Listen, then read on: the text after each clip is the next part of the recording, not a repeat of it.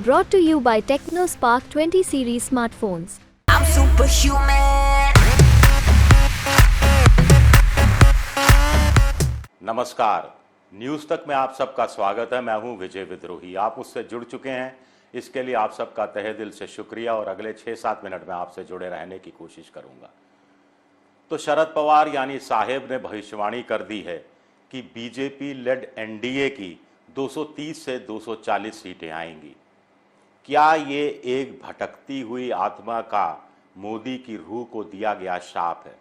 मोदी की रूह की बात इसलिए कर रहे हो क्योंकि मोदी की रूह चुनावों में बसती है और भटकती हुई आत्मा बिना नाम लिए मोदी ने शरद पवार को भटकती हुई आत्मा बताया था। इस पर उद्धव ठाकरे के नेताओं ने कहा कि ये एक अतृप्त आत्मा है जो गुजरात से महाराष्ट्र आ गई है। एनसीपी के नेताओं ने कहा यह महाराष्ट्र की आत्मा का अपमान है। खैर, इस विवाद पर हम नहीं जाते, लेकिन 230 से 240 एनडीए की आपको यकीन होता है क्या? कुल मिलाकर 7 गड्ढे हैं। गड्ढे का शब्द का इस्तेमाल इसलिए कर रहा हूं क्योंकि मोदी जी जब सत्ता में आए थे तो उन्होंने कहा था कि कांग्रेस ने बड़े बड़े गड्ढे खोद दिए हैं 50-55 साल के शासन में और इनको भरने में वक्त लगेगा।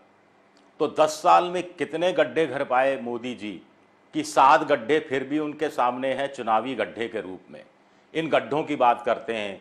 ये गड्ढा है महाराष्ट्र में, बिहार में, कर्नाटक में, यूपी में, राजस्थान में, हरियाणा में और कुछ छोटे गड्ढे हैं झारखंड, असम, नॉर्थ ईस्ट वगैरह को मिलाकर।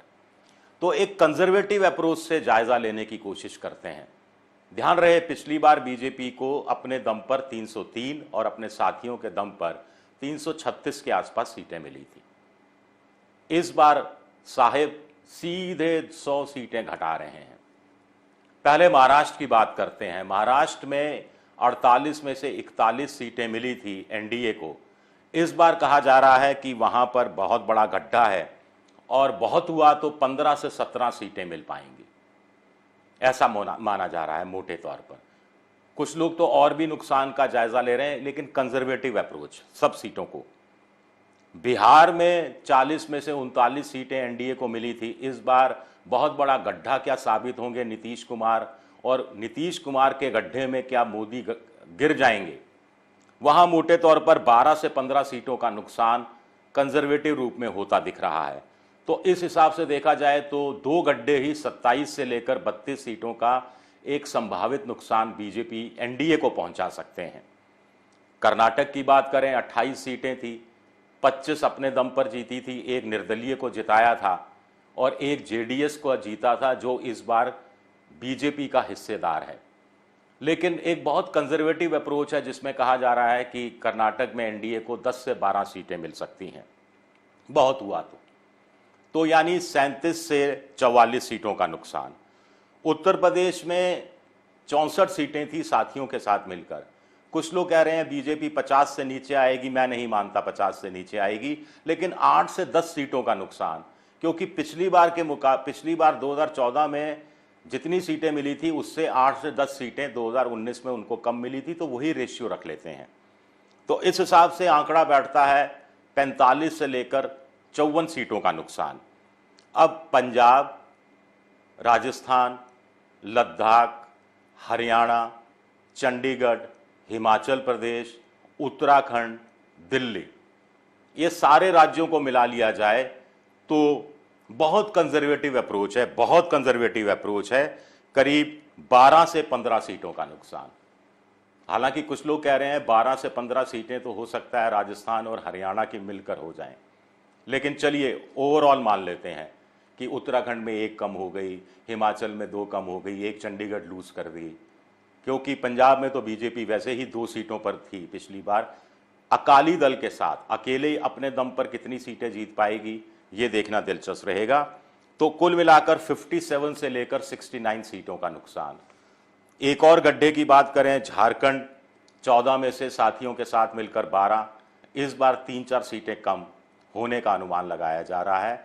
असम में भी 14 में से 3-4 सीटें पिछली बार के मुकाबले कम हो सकती हैं। हम कह रहे हैं चलिए 2 ही कम होती हैं। नॉर्थ ईस्ट में 2-3 सीटें कम हो सकती हैं, हम कहते हैं 1 ही सीट कम होती है। तो भी इसके हिसाब से 4 से 6 सीटें झारखंड, असम और नॉर्थ ईस्ट, तो 61 से लेकर 75 सीटों का नुकसान। अब इस हिसाब से देखा जाए तो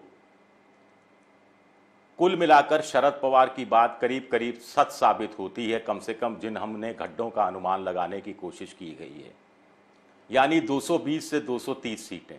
इसमें हम मान लें कि बंगाल में इक्का दुक्का सीटें बढ़ जाती है, उड़ीसा में इक्का दुक्का सीटें बढ़ जाती हैं, तेलंगाना में एक आध सीट बढ़ जाती है। हम ये भी मान लें कि तमिलनाडु, आंध्र प्रदेश और केरल में बीजेपी का खाता खुल जाता है, यानी 10 सीटें और दे दी तो भी 230 से 240, और साहेब भी कह रहे हैं 230 से 240। चलिए 10 सीटें और दे दी 250, इससे ऊपर तो आप भी देना नहीं चाहेंगे। तो क्या वाकई में त्रिशंकु सरकार बनेगी?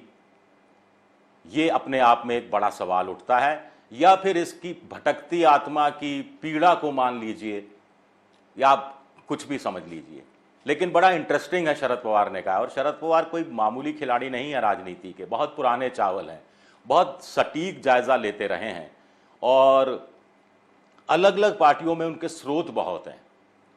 तो इससे भी इनकार नहीं किया जा सकता कि उनको पॉलिटिकल पल्स की जानकारी ठीक ठाक रहती है। शुक्रिया, मेरा ये वीडियो देखने के लिए बहुत बहुत शुक्रिया।